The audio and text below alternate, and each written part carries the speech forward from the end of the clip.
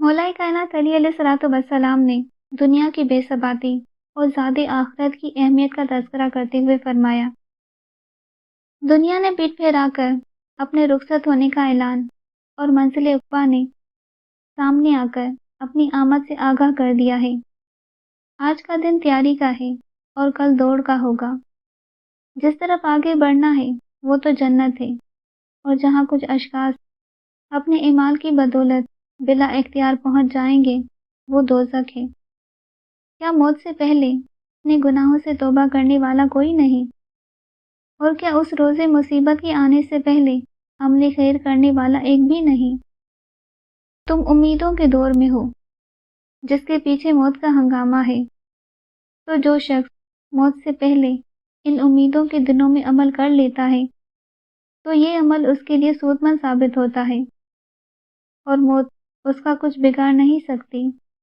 اور جو شخص موت سے قبل زمانہ امید و آرزوؤں میں کوتاہی کرتا ہے تو وہ عمل کے اعتبار سے نقصان رسیدہ رہتا ہے، اور موت اس کے لیے پیغام ضرر لے کر آتی ہے۔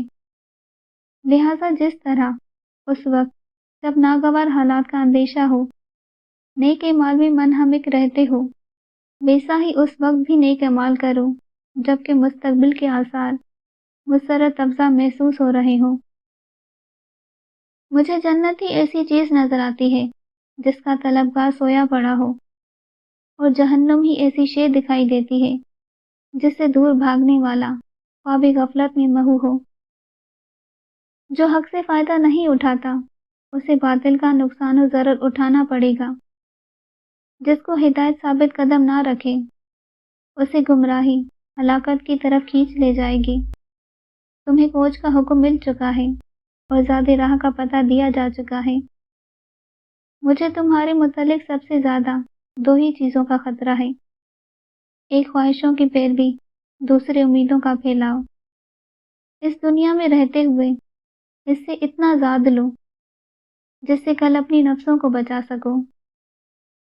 سید رضی کہتے ہیں کہ اگر کوئی کلام گردن پکڑ کر زہر دنیاوی کی طرف لانے والا اور عمل اخروی کے لیے مجبور و مضطر کر دینے والا ہو سکتا ہے تو وہ یہ کلام ہے جو امیدوں کے بندھنوں کو توڑنے اور وعظ و سرزنش سے اثر پذیری کے جذبات کو مشتعل کرنے کے لیے کافی و وافی ہے۔